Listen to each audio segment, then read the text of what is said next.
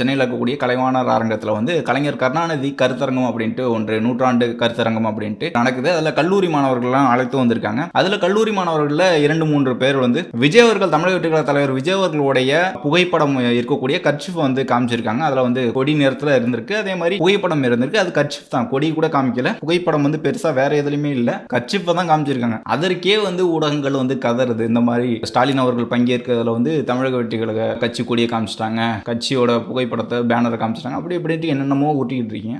ஒரே ஒரு சின்ன புகைப்படத்திற்கே ஏன் இந்த கதறீங்க ஊடகங்கள் அப்படின்னு கேட்டுக்கணும். அதே மாதிரி அவர்களை வந்து விரட்டது போலீஸ் அப்படிங்கிற ஒரு செய்தியும் பார்க்க முடியுது. 2 பேரை வந்து விசாரிக்கிறாங்களாம். ஒருத்தர் வந்து அந்த இடத்தை விட்டு வெளியில போயிட்டாரா, அதனால அவரை தேடிக்கிட்டு இருக்காங்களாம். தமிழ்நாட்டில் இவ்வளவு கொள்ளை நடந்துகிட்டு இருக்கு, இவ்வளவு கொலை நடந்துகிட்டு இருக்கு, போதை கலாச்சாரம் நடந்துகிட்டு இருக்கு, பெண்களுக்கு எதிரான வன்கொடுமைகள் வந்து தொடர்ந்து நடந்துகிட்டு இருக்கு, இவ்வளவு பேர் வந்து சுத்திக்கிட்டு தான் இருக்கிறாங்க. அவங்களெல்லாம் தேடி பிடிக்கிறது இல்லை. வெறும் கர்ச்சிஃபை காமிச்சதுக்கே ஏன் இந்த கதறீங்க அப்படின்னு தெரியல. திமுக இந்த இடம் இல்ல, ஸ்டாலின் அவர்கள் வந்து இந்த கருத்தரங்கம்னு கிடையாது. நீங்க எந்த கருத்தரங்கம் போனாலும், எந்த மேடைகளுக்கு போனாலும், எங்க மக்களை சந்திக்க போனாலும் இனிமே டிவிக்கே மட்டும் தான் தெரியும். விஜய் மட்டும் சொல்ல போறாங்க. தமிழக வெற்றி கழகம் அப்படிங்கறத மட்டும் தான் நீங்க கேட்க போறீங்க. அதற்கான ஒரு சாம்பிள் தான் இந்த ஒரு சம்பவம். நேற்றுக்கு கூட ஸ்டாலின் அவர்கள் போன இடத்துல டிவிக்கே அப்படின்னு தான் மாணவர்கள், இளைஞர்கள் கத்தக்கூடிய காட்சிகள் வந்து பார்க்க முடியுது. கல்லூரியில் நடந்த நிகழ்வு கிடையாது. கல்லூரியில் நடந்தா நானே வந்து தேவையில்லாத ஒரு விஷயம் சொல்லியிருப்பேன். இது ஒரு கருத்தரங்கம், அதுவும் கல்லூரி மாணவர்களை கூட்டு வந்து கலைஞருக்கு வந்து கருத்தரங்கம் நடத்துறீங்க. அது